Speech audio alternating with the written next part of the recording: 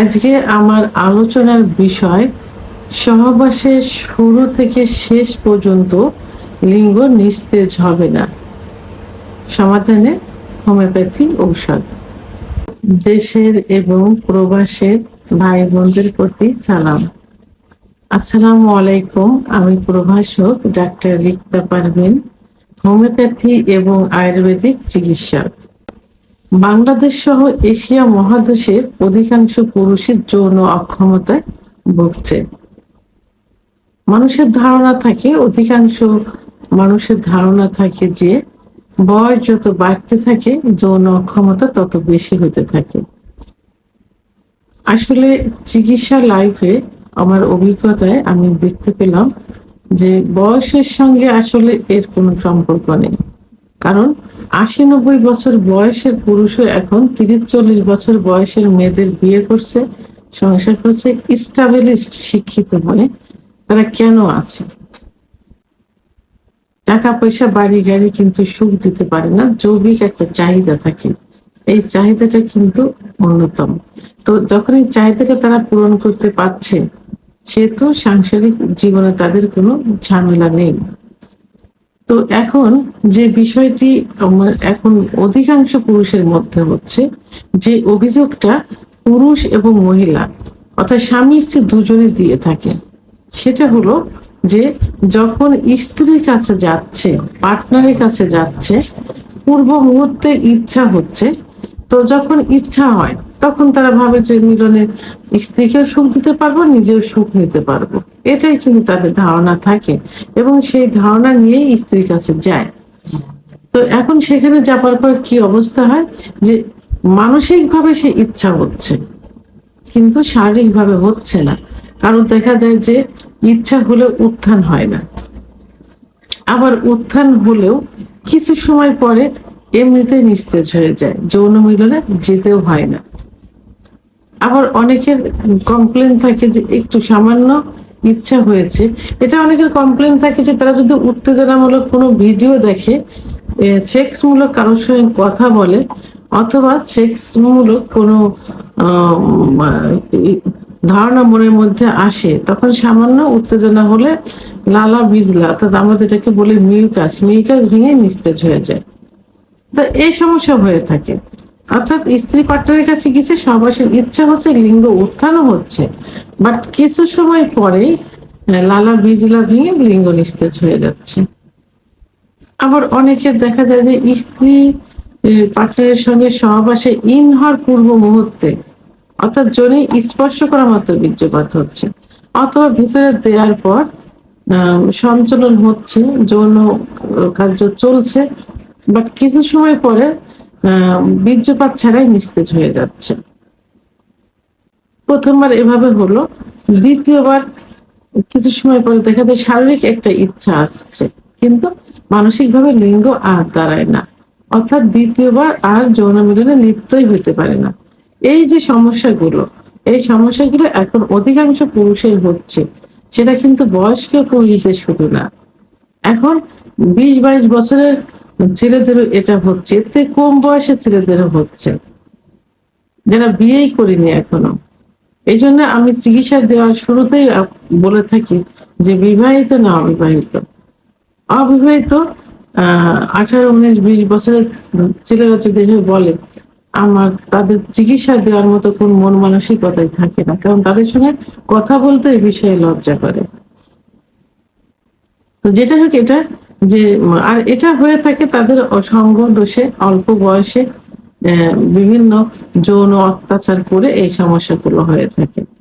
তো এই জন্য যেটা যে উত্থানজনিত যে সমস্যা, এটা শুধুমাত্র বয়স্কদের ক্ষেত্রে না, যুব, মধ্যবয়সী এবং বয়স্ক সবার ক্ষেত্রে কিন্তু এই সমস্যা হয়ে থাকে। পুরুষের সেক্স কিন্তু নষ্ট হয় না, মৃত্যুর আগ পর্যন্ত একজন পুরুষ বাচ্চা দিতে পারে যদি তার সেক্স হরমোন, শুক্রাণু, গ্লুকোজ, ফ্রুক্টোজ, ম্যাগনেসিয়াম পর্যাপ্ত পরিমাণে থাকে। এমনি 25-এর পরে যে পুরুষের সেক্স হরমোন কমতে থাকে, আর একটা গাড়ি যেমন চলে ইঞ্জিনের উপরে, পুরুষের সেক্স লাইফটা চলে কিন্তু হরমোনের উপরে। আর এই পুরুষের সেক্স হরমোন টেস্টোস্টেরন হরমোন 25-এর পরে যে কমতে থাকে, অতীতে কিছু কারণ এবং 25-এর পরে যে অতীতে হস্তমৈথুন, বিছনায় ঘর্ষণ, স্বপ্নদোষ, অতিরিক্ত যৌন মিলন, 25-এর পরে যে সংসারের ঝামেলা ঘাড়ে চলে আসে, সাংসারিক চাকরি, ব্যবসা বাণিজ্য, ডায়াবেটিস, উচ্চ রক্তচাপ, কোলেস্টেরল, হার্টের সমস্যা ইত্যাদি কারণে যৌন অক্ষমতা আসে, অর্থাৎ টেস্টোস্টেরন হরমোন কমে যায়। কমে গেলে এই যে উত্থানজনিত সমস্যা বললাম, এই উত্থানজনিত সমস্যা কিন্তু যৌন অক্ষমতার একটা পার্ট। সেহেতু এই 25-এর পরে যে কমে যাওয়ার পর কিছু ওষুধ আছে, সেক্সুয়াল কিছু চিকিৎসা আছে যেটা যার কোনো পার্শ্ব প্রতিক্রিয়া নেই। অনেকে অন টাইম বিভিন্ন থেরাপি, বিভিন্ন বিকল্প ধারা কিছু চিকিৎসা নিচ্ছে, যাতে উপকারের থেকে ক্ষতি কিন্তু বেশি হয়ে যাচ্ছে। সাময়িক কিছুটা সে উন্নতি দেখে, তার কিডনি ড্যামেজ হবে, পরবর্তীতে এই অন টাইমে কাজ করবে না এবং পরে কোনো চিকিৎসাতেও আর কাজ হবে না। এজন্য পার্শ্ব প্রতিক্রিয়া মুক্ত যে মেডিসিন, যে চিকিৎসা, সেটা হলো হোমিওপ্যাথিক চিকিৎসা। একমাত্র হোমিওপ্যাথি চিকিৎসার মাধ্যমেই সম্পূর্ণভাবে এই যৌন অক্ষমতার চিকিৎসা দেওয়া সম্ভব। তবে হ্যাঁ, দীর্ঘমেয়াদী কিছু ওষুধ খেতে হবে, সেটা ধৈর্য সহকারে খেতে হবে। আর একবার ঠিক হয়ে যাওয়ার পর পরবর্তীতে যদি নিয়মতান্ত্রিক ভাবে কিছু খাবার খেয়ে যায়, তাহলে এইটা আর কখনো নষ্ট হয় না।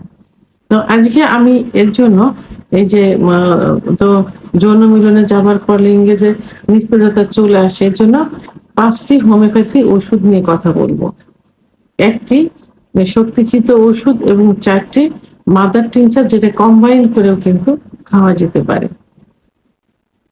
প্রথমে যে ওষুধটি বলবো সেটা হলো কোনিআম। কোনিআম অনেম। প্রথমে অনেম দিয়ে শুরু করতে হবে। তো এই অনেম অবশ্যই জার্মানি ওষুধ হতে হবে। আপনারা শুধুমাত্র 1 গ্রাম কিনবেন জার্মানি। 1 গ্রাম কিনে প্রতিদিন সকালে, আচ্ছা এই ওষুধটার যে লক্ষণটা বেশি দেখা যায়, সেই লক্ষণটা হলো যে কোনো সেক্সুয়াল মূলক কোনো কথাবার্তা বললে, স্ত্রীর কাছে গেলে লালা বিজলা ভেঙে যোনি স্পর্শ করা মাত্র, অথবা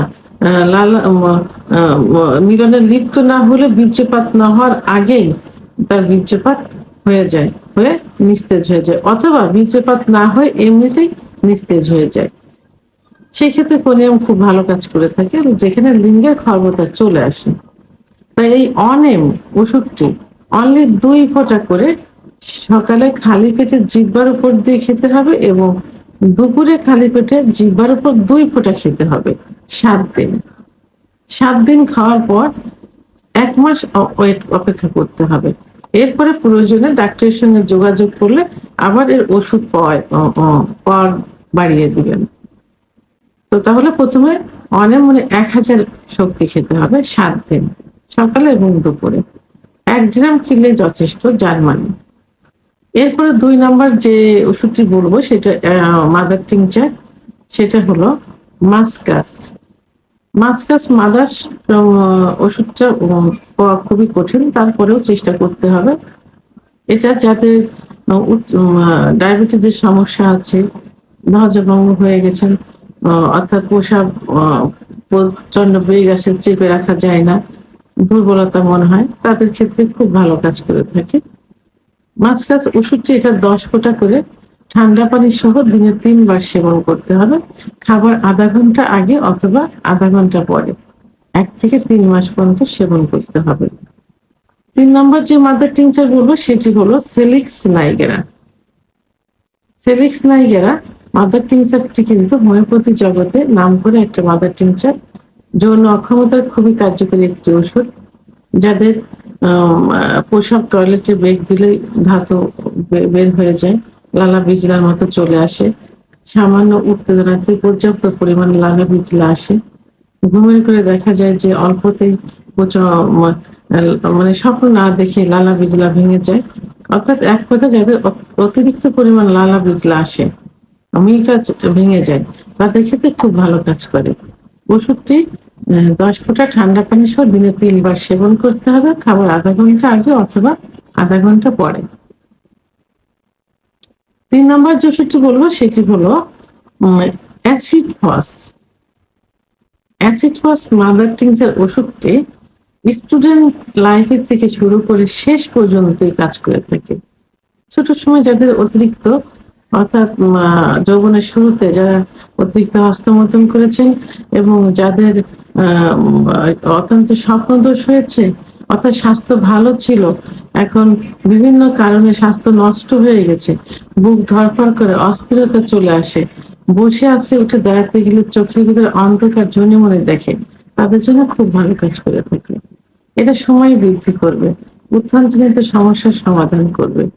ওষুধটি 10 ফোঁটা ঠান্ডা পানি সহ দিনে 3 বার সেবন করতে হবে, খাবার আধা ঘন্টা আগে অথবা আধা ঘন্টা পরে। 5 নম্বর যে ওষুধটি সেটা হলো পেনাকজিনসেন। পেনাকজিনসেন রক্ত সঞ্চালন বৃদ্ধি করে থাকে, অর্থাৎ লিঙ্গের ভিতর যখন রক্ত সঞ্চালন কমে যায়, যখন সেক্স উত্তেজনা আসে, তখন কিন্তু সারা শরীরে রক্ত চলাচল করে, বিশেষ করে হাড়ের থেকে লিঙ্গের ভিতরে সব থেকে বেশি করে থাকে। তো যখন এই হাড়ের থেকে লিঙ্গের ভিতরে রক্ত চলাচল কমে যাবে, তখনই কিন্তু এই উত্থানজনিত সমস্যা আসবে, অর্থাৎ সর্বশেষ গেলে উত্থান হচ্ছে কিছুক্ষণ পরে নিস্তেজ হয়ে যাচ্ছে।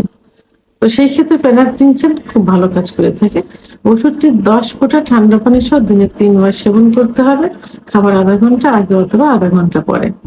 তাহলে কোনিয়াম ওষুধটি 7 দিন সেবন করে 1 মাস অপেক্ষা করতে হবে, আর মাদার টিংচার 4টি 1 থেকে 3 মাস পর্যন্ত সেবন করতে হবে, প্রয়োজনে 6 মাস পর্যন্ত সেবন করা যেতে পারে। অবশ্যই জার্মানির ওষুধ হতে হবে, বিশ্বস্ত জায়গা থেকে নিতে হবে, সিলগালা অবস্থায় নিতে হবে।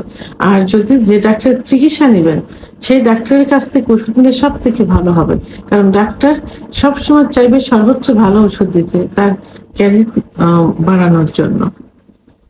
ভিডিওটি সম্পর্কে যদি কোনো মতামত থেকে থাকে অবশ্যই কমেন্টসের মাধ্যমে জানাবেন।